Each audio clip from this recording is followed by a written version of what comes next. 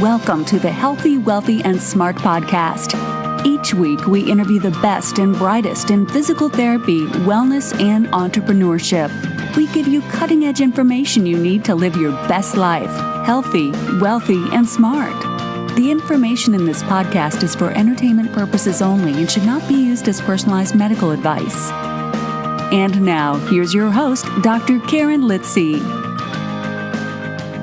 Hey everybody, welcome back to the podcast. I'm your host, Karen Litzy, and today's episode is brought to you by Net Health.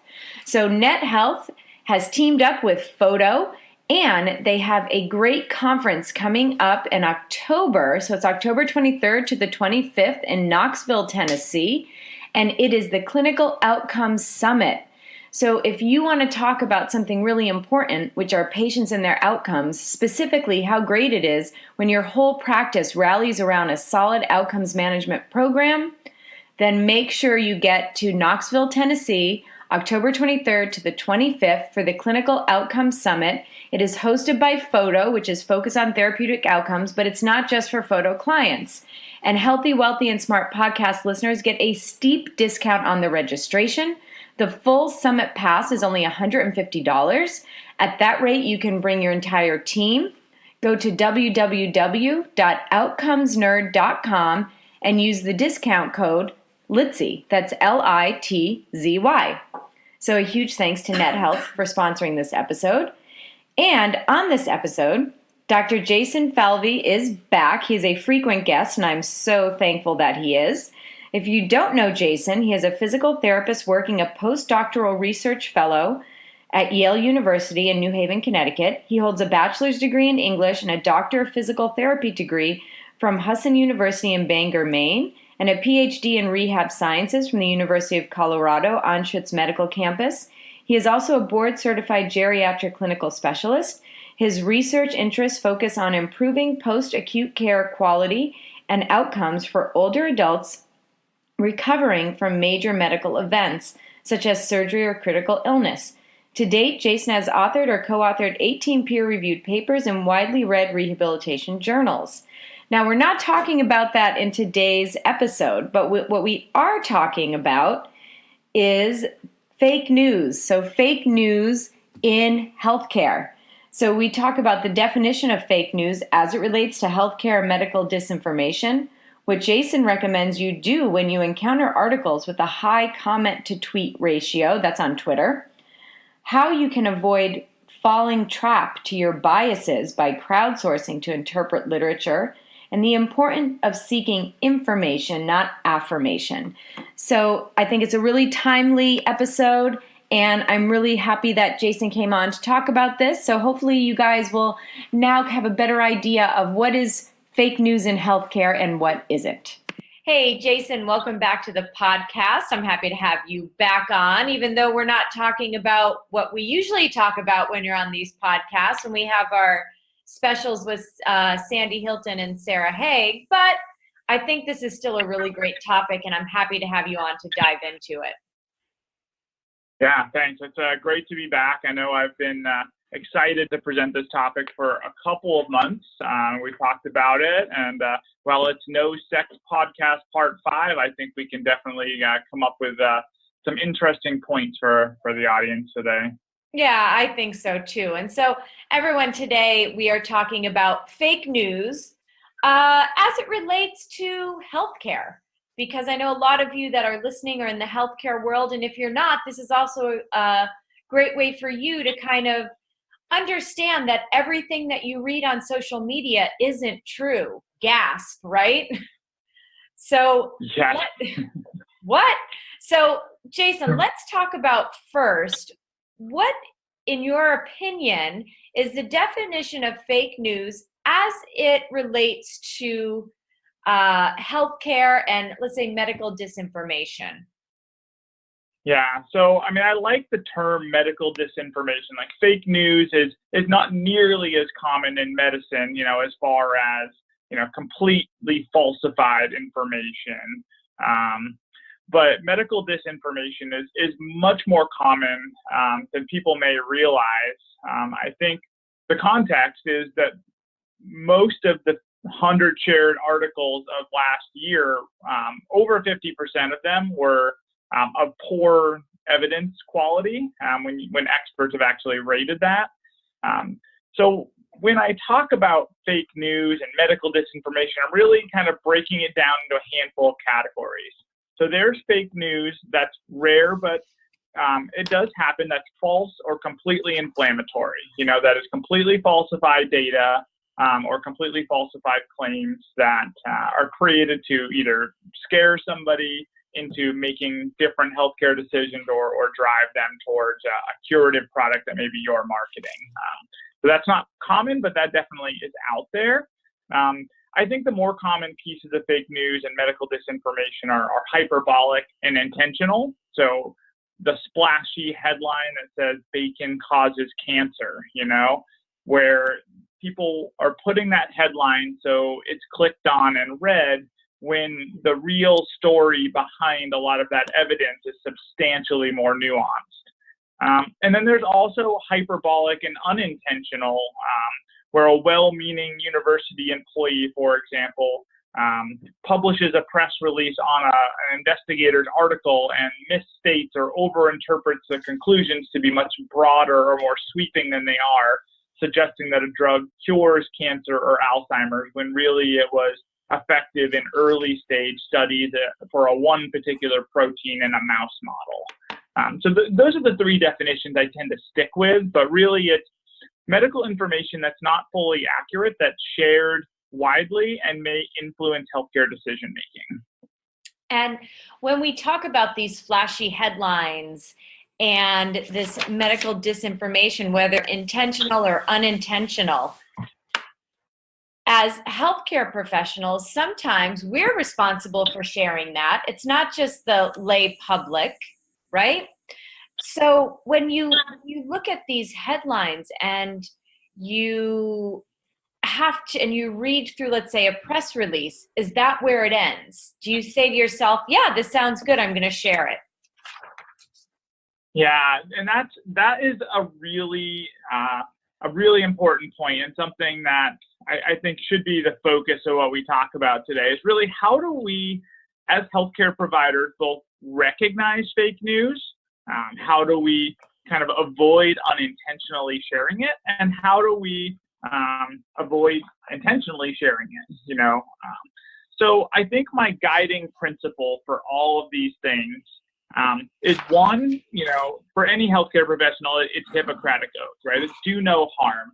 And in healthcare, beyond what we do with patients and beyond the hands-on care that we provide, sharing misinformation, whether intentionally or unintentionally, has the potential to cause harm. Patients foregoing standard of care treatment and in lieu of an alternative medicine or unproven other therapy that may actually cause their health to decline, or causing them to participate in a treatment that is unlikely to benefit them and causes harm both financially, for time, and potentially healthcare harm. So I think Hippocratic oath above all else should really drive our decision making for, how we, and the impetus for why we should care about this. And the other guideline I use is I really want patients and providers both to be looking at social media and healthcare information that they're sharing and really make sure that they're seeking information, not affirmation. So they're seeking to broaden or challenge their pre-held assumptions and not just share things, read things, and kind of propagate a worldview that just affirms their already firmly held biases to the harm of patients. Yeah, but so you mean we can't cherry pick things to confirm our own biases to make ourselves look better? Is that what you're trying to say here? Yeah, I like to, that sounds like a terrible polarizing thing to say, but I'm really going to stand by that, I think, and just say, I really don't think we should be cherry picking evidence and just sharing evidence that is fully supporting our worldview. We may have a brand to keep. I don't think I would widely share studies that I think are well done that maybe say physical therapy isn't as helpful as other things, but I certainly would acknowledge that they exist. I don't think I would market them heavily, but I certainly wouldn't ignore them or basically say that they're not accurate either. But I think we have to be really careful, especially when we're talking about vulnerable patient populations, thinking about patients with dementia or patients with cancer who are really hanging on hope that there's something medically that can be done that's outside of what's already been offered to them and have a cure. And I think it's really important that we choose our language and we choose what we share, how we share, and the quality of what we share very carefully.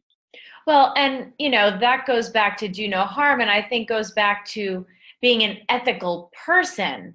Because when you look at these vulnerable populations, like you said, the elderly, people with possibly terminal diseases, people with chronic pain, these are people who are looking for things that they feel they have not gotten that will fix them, right? And so that's where snake oil salesmen come in. That's where people sort of touting that they have this great flashy thing that isn't supported with evidence, but it sounds really, really good. And so how do we as healthcare professionals combat that without looking combative and turning off those people that we actually want to help? Yeah, I think that's a really important question. And the other thing is, how do we combat that information without unintentionally propagating it either? Exactly. So I think when we evaluate information, I think one of the things I really encourage is time, right? Take time to think about the information, take time to research the primary source of that information, take time to recognize if there is potentially both sides of an issue. So outside of things like, vaccinations causing autism, which is a clearly manufactured result if you follow back the evidence, or if you go ahead and follow back evidence about, infant chiropractic work, like it's generally falsified or highly, highly, highly biased to the point where there really isn't a pro side. But a lot of medical things have a potential pro and con side. So I think it's important to recognize the nuance and carefully lay out reasons, one, why you disagree with something, and two, the rationale methodologically, not just your opinion of kind of how you came to that conclusion. But I think you have to do that without validating what you think is a very poor quality or highly biased or dangerous source to share. So if, for example, you saw a tweet about the harms of vaccination and maybe it was for your older adult population getting the chickenpox vaccine and it caused them Alzheimer, caused them to get dementia. Let's say you just saw a story like that, which is not true. How do you combat that? Some people would just retweet it with a really dismissive comment like, "This is garbage, don't listen to this."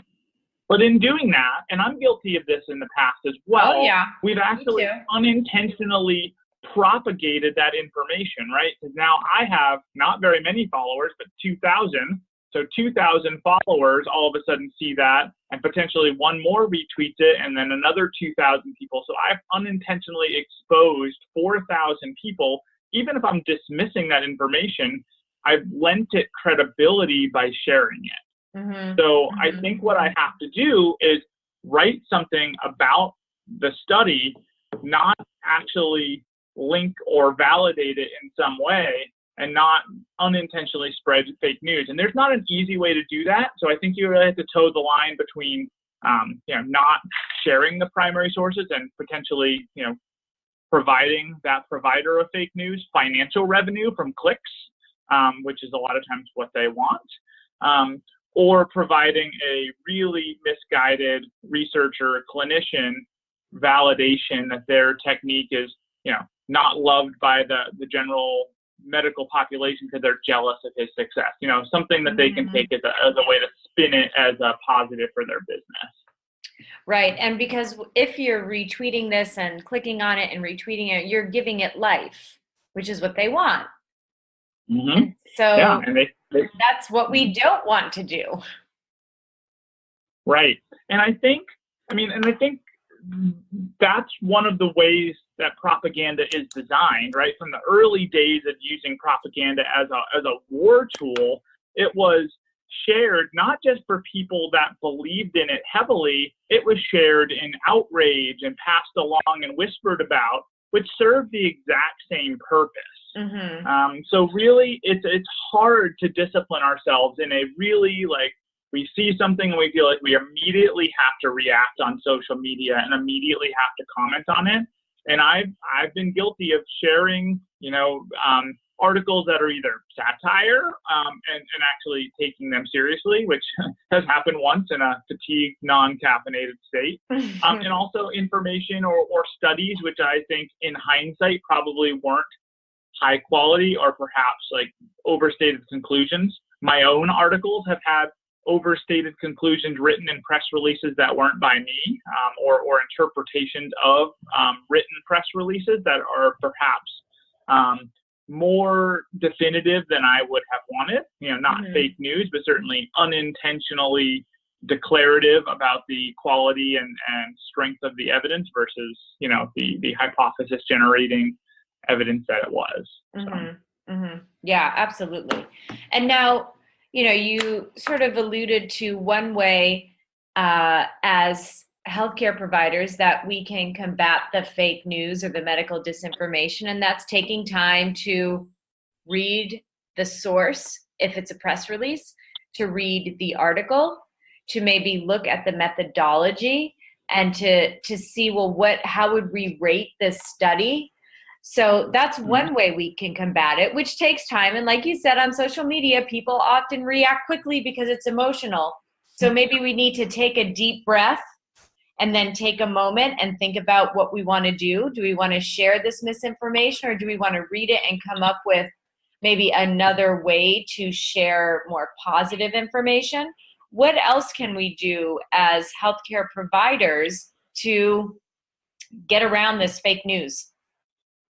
Yeah. So as far as when we encounter something, I think that we think is fake news or, unintentionally or intentionally hyperbolic to the point where we think it's harmful to patients, right? And I think that's the line I draw. Like, if I think potentially sharing or engaging with this information in any way could propagate information that's harmful to patients, I generally take a little extra caution. And one of the things I look at, and I see, and politically or in healthcare news, if I see a tweet that goes out that has a really high comment to retweet like ratio. So there's this term ratioed, and it's not scientific and it's not peer reviewed, but I find that it's a good starting point. When you see a tweet from a government official or a healthcare provider, healthcare related source, and there's more than double the amount of comments than there is retweets and likes, it makes me go and do a little bit more investigation. Sometimes those comments are positive and way to go, and sometimes there's a lot of skepticism or criticism of the findings, or people really, offering some real insight into some of the problems in methodologically or otherwise.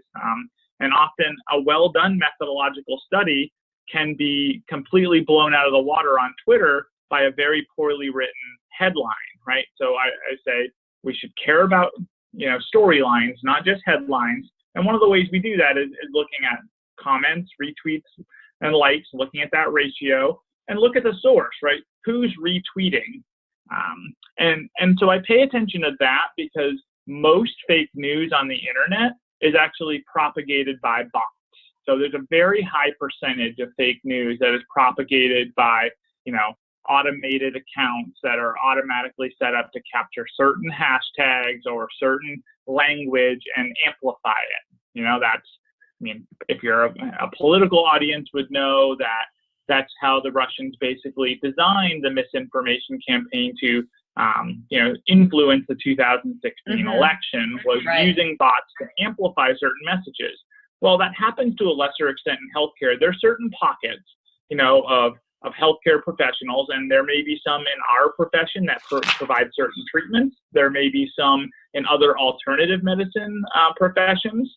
There may be some in mainstream medical professions that are physicians or nurses who use their medical expertise and propagate information about medical techniques like abortion or vaccines in a way that makes them seem more credible.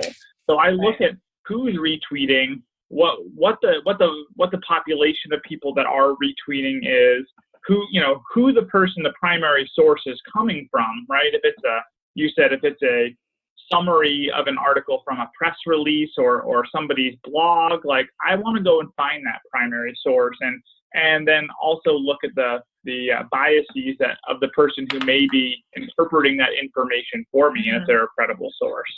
Yeah, and I think you also want to keep in mind those hot button issues may have more misinformation about them. Like you said, vaccines, abortions, these are hot button issues, right? So you have to, I think, take a more examining eye to some of these hot button issues than with others. That's not to say that others don't have, that other issues in healthcare are not as, do not have as much misinformation surrounding them. But when you're talking about things that are really emotional for people, I think that's when you have to also take a good editing eye to some of this information being put out there. Yeah, I definitely think that's true. And I think while looking at the source of information is one thing, like you can see like Cleveland Clinic has accidentally posted fake news before where they put in like a really positive result from an innovative experimental therapy for cancer. And they put in a brain scan and said, this person had a miraculous result, forgetting to mention that they also were receiving the standard care and this, additional therapy where they didn't know if that was the cause or if it was just a normal reaction to the normal care. But then all of a sudden you created a demand for something that is at best, maybe ineffective, and at worst, we don't know if it's harmful, right? So they, by having a high visibility site, your responsibility for news is even higher. So I think that's an important piece, like know who's tweeting it, but then go back and make sure you have the whole story. If it sounds too good to be true, I mean, this is the humanities education that a lot of PT students have complained that they've had to take history and literature and policy courses throughout their undergraduate degrees, and some have suggested streamlining education to really eliminate those things. My counter argument is those skills you learn from critical thinking and critical reading and analysis and understanding of historical context and how to read hyperbole, how to read marketing and different kinds of language really with a critical eye. You tend to develop a radar for when you're suspicious of information and when you want to go and look a little deeper, even if it's from what you view as a pretty credible source. Yeah, absolutely. And so we've got taking your time, really looking at not only the source of the article, but who's retweeting it and that retweet to comment ratio. Is there anything else that we should be doing as healthcare professionals to make sure that we're not propagating this misinformation? We're going to take a quick break to hear from our sponsor and be right back with Jason's answer. Let's talk about something important. Patients and their outcomes. If you love to nerd out on this kind of talk like I do, the best industry event around outcomes management is happening from October 23rd to the 25th, and it's the Clinical Outcomes Summit. It's hosted by Photo, but it's not just for Photo clients. It's a gathering of everyone who believes in the power of outcomes management to drive change for patients, clinicians, practices, and payers. And the best part, Healthy, Wealthy, and Smart podcast listeners get a steep discount on the registration. The full summit pass is only $150. At that rate, go ahead and bring your entire team. Go to www.outcomesnerd.com and use the discount code Litzy. That's Litzy. Hope to see you there. The other thing that I really think would be helpful is crowdsourcing, right? So most of us are networked on social media with a lot of other really knowledgeable professionals. I know that on my Twitter feed alone, there's half the people are probably smarter than me. I don't know about that. But that's intentional, right? Like, I want to be in a community of really intelligent people who think about issues critically, who may have different opinions than me. And I could say, I just read a study about XYZ and the conclusion seems flawed. Who would want to, and maybe I don't name the article, maybe I don't put a link to it. I just put the tweet and throw out a few names and say, hey, I would love if some of my community would like to take a look at this and tell me what they think, right? If I'm on the borderline of whether or not I think this is legitimate, or I ask somebody in the profession, lean on them to really make sure that I'm taking that extra step to not share information that is influencing medical decisions in a negative way. And I teach my patients these same strategies, right? When I've talked to patients and caregivers who are Googling information, WebMDing, looking at blogs, I've had patients with significant neurological illnesses that are terminal in one of the places I practice, and I won't name that place if it's a relatively rare disease, but this person searched the literature, and she was a very well-educated person, searched the literature high and low for a cure for her neurodegenerative disease, and found one that was highly controversial, probably harmful, and she invested thousands of dollars and hundreds of hours of travel over 3 months for something that was not beneficial while she was eschewing typical medical care. So, that kind of taught me how to teach patients not just how to look for information, right? That's part of the problem, but how to evaluate information, how to triangulate information to make sure that the reference that they found is supported by expert opinion and maybe other, articles, and make sure there's a critical mass of support for this particular treatment before they really make a major alteration to their course, right? Like, a single article about a vitamin supplement that might help, that has little harm, that may be something that I don't intervene on. But somebody who's thinking about making massive changes to their medical routine, whether it has directly to do with rehab or not, I encourage people to look at the literature critically. And I use the word triangulation and I draw it out. I'm just like, you should be able to verify this information should be similar between these three things, right? And if they tell me that they've done that and they found those three things, I'm more comfortable. Even if I disagree, at least I've done my diligence to make sure they've looked at the issue in a robust way and not fallen victim to something that was, purely a single tweet or Facebook post of medical disinformation. That's a shame. And I think it's important that you brought up that as healthcare professionals, we should be talking to our patients about this, and we should be teaching them. So I'm glad that you went through that. Yes, we should be teaching them what to look for. That, if we can have a more educated patient base and a more educated base of healthcare professionals, then pie in the sky view, of course, the amount of misinformation may be less. Yeah.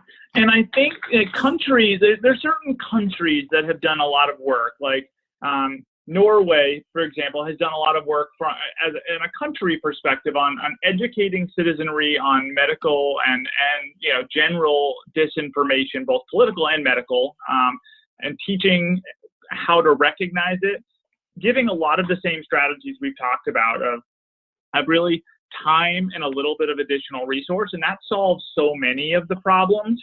And the things that tend to not be, if you don't change somebody's decision-making process and they still are firm believers in the medical disinformation at that point, then you go to some of the other strategies of more targeted intervention. But I think as a general population strategy, those are great places to start, and really just I tell patients all the time, like, I am going to be telling you, seek information, not affirmation. Like, if you have a friend who told you about this treatment, you need to remember that everybody responds individually to medications and treatments. And, because I think we've all had patients that say, my friend got this therapy and their knee got better, right? And it's completely inappropriate for that patient. But it's really hard to walk that back, from just your professional opinion. So teaching them how to look for information and letting them look for it on their own instead of providing it to them, I found is sometimes a helpful strategy because it feels like I'm not forcing my view on them. And at the end of the day, you can rest more comfortably knowing that you put tools in people's hands, healthcare providers or patients, to teach them how to do these things. I mean, but it does take some effort on their part too, right? You definitely have to want to read these things carefully, and you have to have the mindset that you don't want to just look for information that validates what you already believe. And I've seen this, I don't like to pick on dry needling, but I definitely have seen people who are very strong believers in dry needling just cherry pick evidence that supports their worldview, without recognizing that there's a lot more nuance to that discussion. And I'm not anti or pro dry needling, I'm pro information. And really, looking carefully and realizing that there are patients who do benefit from it, but it is certainly not a blanket treatment that everybody should be using, and it doesn't cure anything. It's a tool in your bag like everything else. So, I think it's really important to just have that seek information, not affirmation. If I can say something a few times on this podcast, that will be what it is. Well, and my next question would be, after having this great conversation, is there anything we missed? And is there anything that you really want to stick in people's minds? Which I think you just said it, but I'll ask the question anyway. Yeah, I mean, that's one thing. And I think the other thing is, like, when you are a healthcare professional, I think investing money in like high quality sources. So whatever source, like for me, I tend to read a newspaper, New York Times or Washington Post. I have a subscription to it. I try to support that kind of, to provide financial resources to a place that I trust to provide me good information, because that is positive reinforcement, right? I try not to provide positive financial rewards to places that are providing disinformation. And you do that by clicking on their articles, right? If you read a headline and it's like vaccines, cause autism study says, and I click on that headline, I unintentionally propagated and supported financially that fake news provider who now is incentivized to create more fake news. So I think it takes a lot of discipline to not fall victim to our need to read everything. And, sometimes we have to think about the greater good is not clicking on that article, shutting it down, blocking, that news source or whatever, if you really feel like it's egregious enough, and not engaging with it. Because in creating polarization is what creates ratings on television. Polarization is what creates ratings on radio. Polarization is what gets people to download podcasts and things that are highly controversial. Polarization, sells books, right? The top selling books on the New York Times bestseller list are generally, there's political books that exist, and sometimes multiple political books that are on that list from different points of view. So I think it's really important that we don't support egregious, fake news providers or fake healthcare news providers, and don't engage with them on Twitter, because that's giving them a form of positive attention, even if you're criticizing their work, that they can go ahead and leverage to share more. Yeah, and I thank you for all of that great information, and hopefully the listeners can really take this in and understand that what we do on social media has ramifications, one, to our profession, and two, to the people we serve. So, Jason, before we leave, I have last question. And normally I ask people, what advice would you give to yourself as a new grad? But I'm going to ask you, what advice would you give to yourself as a new grad physical therapist in light of fake news? Oh, that's a great question. And I think, beyond the sentence I've said, this seek information, not affirmation, which I think is helpful for research and beyond, I think one of the things I would tell myself as a new grad physical therapist in this era is I would be incredibly thankful for my English education, my bachelor's degree in English and all of the humanities and critical thinking classes that I took and all of the writing that I did, because trust me, I wrote enough papers as an undergraduate that probably could have qualified as fake news because I didn't really read the books very carefully and really had some made up opinions about what I thought was happening. So I think I can recognize the difference in that writing now, and I would tell myself, be appreciative of the education in humanities and the historical context that you've gained, and use those skills. Don't forget about them. They are valuable parts of your tool bag. They are not direct patient care skills, but they're among the most critical soft skills you can obtain to really do a good service to your patients, and teaching them how to use those skills in their own and taking healthcare into their own hands. Awesome. Well, thank you so much. It was a great discussion. I'm glad we finally got to do this. Where can people find you if they want more info or to ask you questions? Yeah. So I am listed on the Yale site. I am not officially representing Yale now, just to put that out there, but my email address is on the Yale Division of Geriatrics site. I'm also on Twitter at JRayFalvey, and I'm sure you'll put that in your show notes. Yep. So those are the two things, and hold me accountable. If you see me sharing something that you think is not a great source of information, tell me about it, right? And I think holding each other accountable is part of this process, and doing that in a professional way is all the better. Deal. You've got it. And thanks again for coming on. And everyone, thanks so much for listening. Have a great couple of days and stay healthy, wealthy, and smart. And a big thank you to Dr. Jason Falvey for coming on the podcast again and sharing all of that great information with us about fake news in healthcare. And of course, a big thank you to our sponsor, Net Health. So if you want to learn more about patient outcomes, you have to get to the Clinical Outcomes Summit, October 23rd to the 25th in Knoxville, Tennessee. You'll hear success stories and case studies from your peers about leveraging outcome data for deep patient engagement, thoughtful business practices, clinician education, optimizing revenue, and more. And like I said, it is hosted by Photo, but it's not just for Photo clients.